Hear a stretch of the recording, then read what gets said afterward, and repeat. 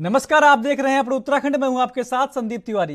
विधानसभा अध्यक्ष ऋतु खंडूरी की अध्यक्षता में विधानसभा में कार्य मंत्रणा समिति और विधानमंडल दल की अलग अलग बैठक हुई। आपको बता दें कि इन दोनों बैठकों में सदन को सुचारू रूप से चलाने और सदन के लिए बिजनेस तय किया गया। विधानसभा अध्यक्ष ऋतु खंडूरी ने सदन की कार्रवाई को लेकर कहा कि कार्य मंत्रणा समिति की बैठक में एक दिन का बिजनेस तय किया गया है और कल सदन के पहले दिन शाम 4 बजे अनुपूरक बजट पेश किया जाएगा। इसके साथ ही विधानसभा अध्यक्ष ने सर्वदलीय बैठक में नेताओं से अपील की है कि सदन की गरिमा को भी सभी सदस्य बनाए रखें। विधानसभा का सत्र काफी महत्वपूर्ण सत्र होता है, इसलिए सदन को चलाने में सभी लोग अपना सहयोग दें।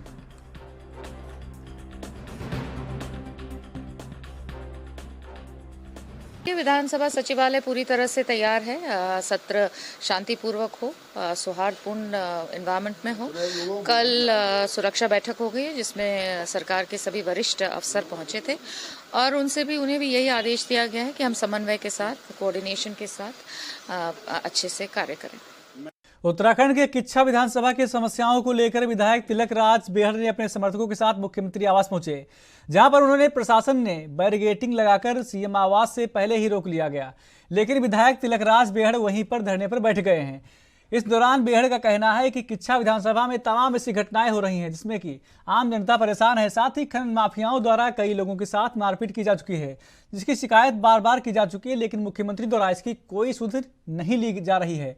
आज आपको बता दें कि मजबूरन मुझे यहाँ पर धरने पर बैठना पड़ रहा है क्योंकि अभी भी मुझे मुख्यमंत्री से नहीं मिलने दिया जा रहा है। साथ ही बेहड़ ने यह चेतावनी भी दी है।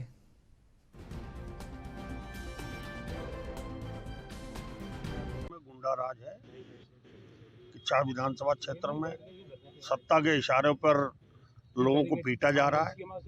8 लोग अब तक, 8 से लेकर 10 लोग अब तक पीटे जा चुके हैं। कईयों के हाथ पैर तोड़े जा चुके हैं, अस्पतालों में भर्ती हुए हैं लोग, पर कोई पुलिस कुछ नहीं कर पा रही। सत्ता का संरक्षण है, मुख्यमंत्री का संरक्षण है। मैं मुख्यमंत्री को फोन पर कई बार कह चुका हूँ, नहीं मैं देख रहा हूँ, मैं सख्ती कर रहा हूँ, कुछ नहीं है।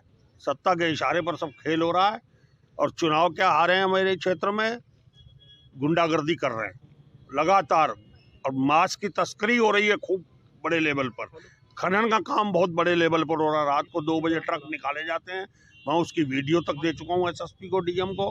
कोई कुछ नहीं हो रहा। सत्ता के सारे लोग लूट कर रहे हैं और हालात बद से बदतर हैं।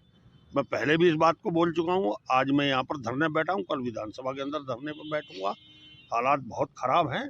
मैं आज मुख्यमंत्री से मिलना चाहता था और ये मुझे मिलने के लिए भी रोक रहे हैं, नहीं जाने दे रहे। तो ये हालत इतनी खराब है सरकार की, इनकी पोल ना, जमीनें बेची जा रही हैं। करोड़ों रुपए की जमीन हमारे यहाँ पैसे लेकर बेच दी गई। 18 एकड़ जमीन सिडकुल की, जो प्राइम लोकेशन पर है, बिल्कुल ऑन हाईवे है, और हाईवे के ऊपर की 18 एकड़ जमीन बेच दी गई। सिडकुल की पंतनगर की वो जमीन थी और उसमें करोड़ों रुपए का घोटाला हो गया। तो ये बहुत बुरा हालत है मेरी विधानसभा क्षेत्र के, और पूरे जिले के अंदर कानून व्यवस्था बिल्कुल चौपट है। और हमारे यहाँ का सीओ मिला हुआ है, वो पैसा कमा रहा है और सीधा मुख्यमंत्री के इशारे पर है। मुख्यमंत्री का है वो सीओ, और मुख्यमंत्री के कहने से ही सारे धंधे वहाँ पर हो रहे हैं और राजनीतिक संरक्षण प्राप्त है। आज उसके खिलाफ मैं जा रहा था सीएम से मिलने के लिए, अपनी बात करने के लिए, उन्होंने मुझे रोक लिया। मैं यहाँ बैठ विधानसभा सत्र को लेकर जहां एक ओर विपक्ष अपनी रणनीति बनाने में जुटा हुआ है, तो वहीं सरकार की ओर से भी विपक्ष के हमलों का जवाब देने की पूरी तैयारी कर ली गई है। प्रदेश के कैबिनेट मंत्री सुबोध उनियाल ने कहा कि विधानसभा में हुए भर्ती मामले में विधानसभा अध्यक्ष ने बड़ी कार्रवाई की है और सभी लोगों को बाहर का रास्ता दिखाया है। अंकिता भंडारी हत्याकांड में भी त्वरित कार्रवाई की गई है। अब इस पर कानून अपना काम करेगा। सरकार ने अपनी पूरी जिम्मेदारी का निर्वहन किया है और आरोपी के परिवार के लोग जो बीजेपी में थे उनको तुरंत पार्टी से बाहर निकाल दिया गया है।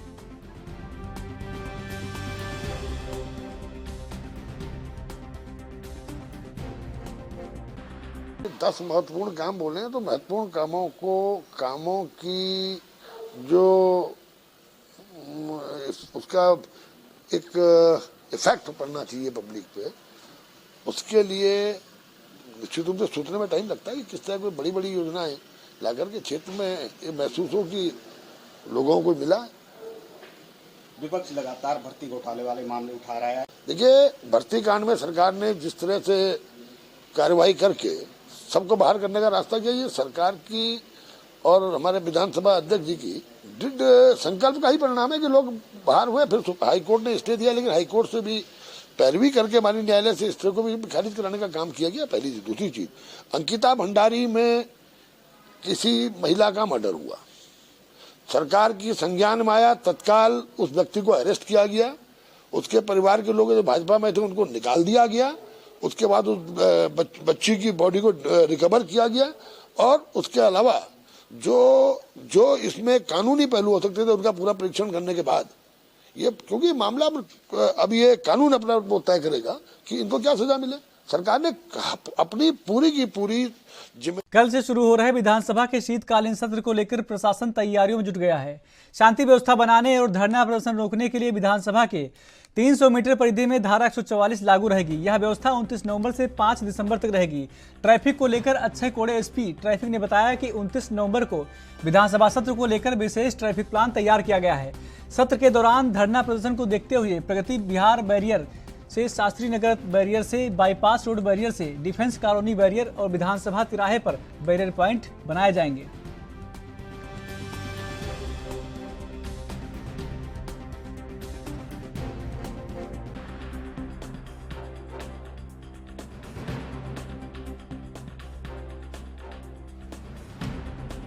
विधानसभा सत्र के तहत पिछले 4-5 दिन से यातायात पुलिस ने जोरों शोरों से तैयारी की है।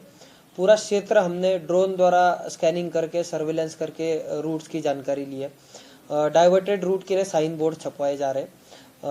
इस बार चूंकि इंटेलिजेंस द्वारा भी बताया गया है कि जुलूस और विरोध प्रदर्शन की मात्रा ज़्यादा रहेगी, तो आपके माध्यम से मैं आपको सबको सूचित करना भी चाह रहा हूँ। नेहरू कॉलोनी तिराहे से लेकर रिस्पना तक रोड बहुत ज़्यादा डिस्टर्ब रहेगी और वो बहुत ही इम्पोर्टेंट रोड है शहर की। तो जो भी लोग इसको नेक्स्ट 5 दिन के लिए अवॉइड कर सकते हैं, अवॉइड कीजिए। आप अगर फव्वारा चौक के आसपास है तो 6 नंबर पुलिया होते हुए हरिद्वार का रूट ले सकते हैं, और बार बार से हमें शायद रिस्पना से बाईपास की तरफ डाइवर्जन करना पड़ेगा जो भी इनकमिंग ट्रैफिक है उसके लिए। बहुत सारे पेड़ों की लोपिंग, देन चौराहों का थोड़ी रीडिजाइनिंग हो या ब्लॉक्स लगाने हो, वो सारी तैयारी हमारे द्वारा की जा गई है। जो ड्यूटीज हम इस बार दे रहे हैं, बहुत ही एक्सपर्ट लोग जो उस एरिया में ज़्यादा रहे हो उनको ही हम तैनात करेंगे, विथ ऑल प्रॉपर इक्विपमेंट्स उनको तैनाती की जाएगी। तो इस तरीके से विधानसभा सत्र के दौरान यातायात का दबाव जरूर रहेगा, वीआईपी और हाई सिक्योरिटी पर्सनल की मूवमेंट भी ज़्यादा रहती है, पर कहीं पे भी आपको अव्यवस्था नहीं दिखेगी।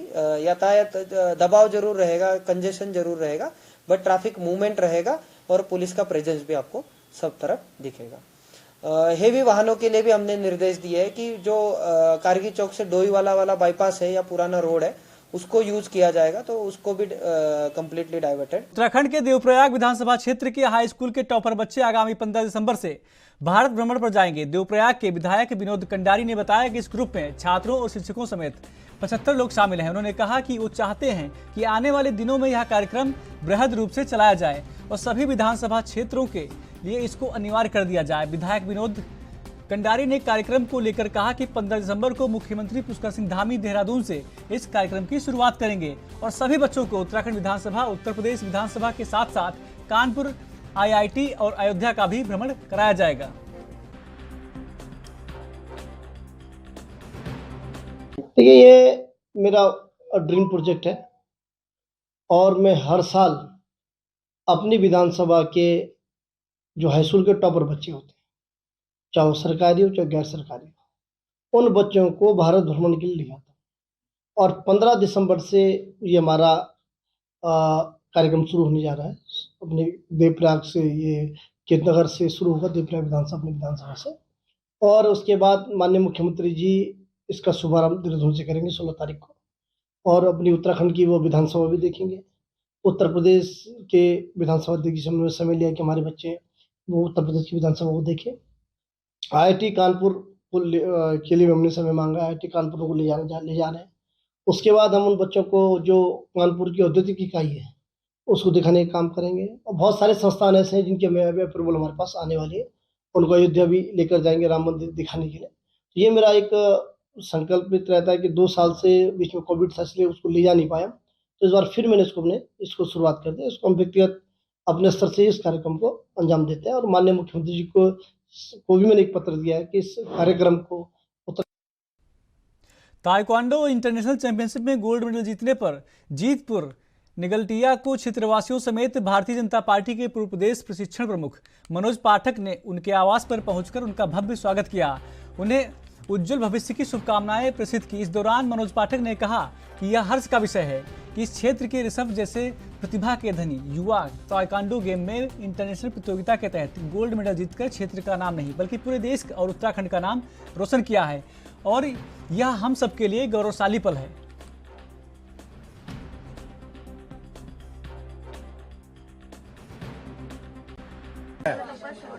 पूरे हल्द्वानी क्षेत्र के लिए, लामाचौक क्षेत्र के लिए,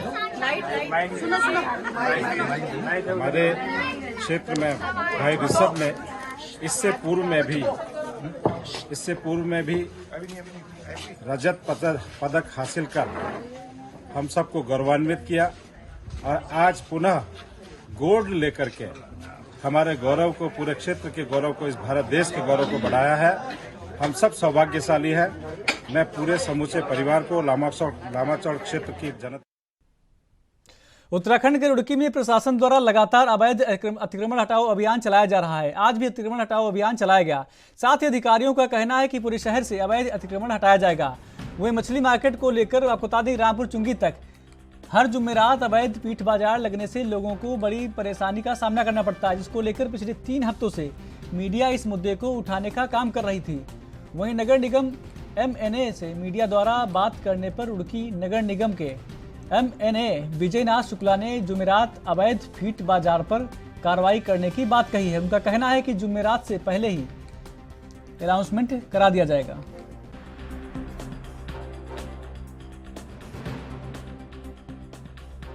जैसा कि आप जानते हैं, पूर्व में जिलाधिकारी महोदय का बैठक लेकर 1 नवंबर से पूरे शहरी क्षेत्र में जहां आवागमन की समस्या है, ट्रैफिक की समस्या है, जाम हटाने को कहा गया, अतिक्रमण हटाने को कहा गया।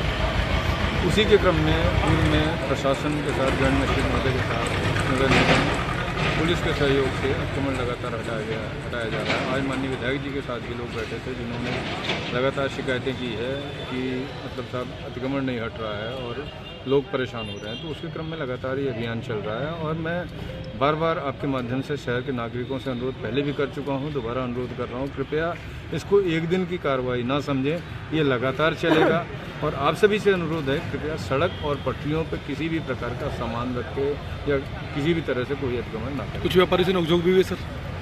नहीं, नोकझोंक जैसी कोई बात नहीं है। एक लोग समस्या पैदा कर रहे थे तो उनको चौकी में बिठाया गया है ताकि शांति भंग ना हो। ये भी हमारा दायित्व है, एज एसडीएम मेरा ये दायित्व है, किसी प्रकार की शांति भंग ना हो।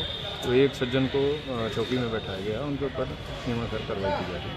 एक बैठाया जा रहा है हर बृहस्पतिवार को रामपुर चुंगी। इसके लिए कई बार खबर की जाती है जी, संज्ञान में ये बात आई है और निश्चित तौर पे आप आगे देखेंगे कि उसको भी। उत्तराखंड के रुड़की में all India motor transport Uttarakhand सचिव आदेश सैनी ने पत्रकारों से प्रेस वार्ता की और प्रेस वार्ता कर उन्होंने बताया कि उत्तराखंड सरकार द्वारा एक षड्यंत्र के माध्यम से कमर्शियल वाहनों के लिए और automatic fitness centre private company को फायदा पहुंचाने के लिए डोईवाला में बनाया गया है, जहां पर हरिद्वार, देहरादून जिलों के सभी वाहनों की फिटनेस के लिए डोईवाला ही जाना होगा, जबकि भारत सरकार के राजपत्र में ऐसा नियम नहीं है। आदेश सैनी ने कहा कि फिटनेस सेंटर परिवहन व्यवसायियों की सुविधा के अनुसार भी बनाया जा सकता है, लेकिन व्यवसायियों को डोईवाला भेजा जा रहा है। इस दौरान रुड़की ई रिक्शा यूनियन के अध्यक्ष मुमताज अब्बास नकवी ने कहा कि सरकार इस तरह का नियम बनाकर हम लोगों का शोषण करने का काम कर रही है, जिसका हम सब मिलकर 29 तारीख में चक्का जाम कर विरोध करेंगे। देखिए, मजदूर का भाई होता है और मजदूरों की परेशानी हमारी सबकी परेशानी है, हमारी अपनी परेशानी है। गवर्नमेंट ने इस तरह का नियम बनाकर एक प्राइवेट हाथों में सौंप कर हमारे शोषण के अलावा कोई प्रोग्राम नहीं बना, सिर्फ हमारा गरीबों का, मजदूरों का शोषण करना है गवर्नमेंट का मेन मकसद। और इसी में गवर्नमेंट ने अब एक बात बताइए कि डोईवाला में रख दिया गया, जिसकी दूरी यहाँ से मेरे ख्याल समझता 70 किलोमीटर तो होगी, 70 किलोमीटर है। तो रिक्शा हमारी 15 से 20-25 किलोमीटर चलती है पर डे में, और जो नई रिक्शा है वो 40 किलोमीटर चलती है। और अब ये सोचिए कि वो पूरी लागू होगी, डोईवाला जाना पड़ेगा। अब मुझे ये बताइए कि छुटमलपुर से हमारा उत्तराखंड में जो यहाँ पर फिटनेस सेंटर थे हमारे सभी संभागीय परिवहन कार्यालयों में थे, उसमें रुड़की भी है, हरिद्वार भी है, देहरादून, ऋषिकेश, विकास नगर वगैरह सब जगह थे। तो सरकार ने ये फिटनेस सेंटर यहाँ पे फिटनेस सेंटर बंद करके प्राइवेट हाथों में दे दिया, प्राइवेट संस्था को। वो प्राइवेट संस्था फिटनेस करने के लिए उसने सारी फीस अपनी 10% 20% तक बढ़ा दी और मनमानी तरीके से अपना पैसा वसूल रहे हैं वहाँ पे, और मोटर मालिकों को परेशान किया जा रहा। दूसरा, हमारी जो फिटनेस 15-20 किलोमीटर पर जाकर होती थी अपने कार्यालयों में, उसके लिए हमें लगभग 120 किलोमीटर पैदल चलना पड़ेगा अपने वालों को, जिसमें हमारा डीजल खर्चा, और फिटनेस अगर फेल होती है तो उसका डीजल अप डाउन का खर्चा और टोल प्लाजा का खर्चा, वो हमारे लिए बहुत भारी पड़ रहा है। क्या किसी निजी व्यक्ति को दिया है ठेका इसका? हाँ, किसी प्राइवेट संस्था को दिया है। प्राइवेट संस्था को लाभ पहुंचाने के लिए हमारे ऊपर दबाव बढ़ाया जा रहा है जबरन कि 5,000 रुपये का आपका चालान होगा अगर आप फिटनेस नहीं हो। किस तरह का विरोध होगा आपका? किस तरह का विरोध होगा आपका? हमारा विरोध है, हम तो 29 तारीख में चक्का जाम कर रहे हैं पूरे उत्तराखंड में। और उत्तराखंड के खास बुलेटिन में मेरे साथ इतना ही। बाकी देश प्रदेश की तमाम खबरों के लिए देखते रहिए ANB न्यूज। नमस्कार।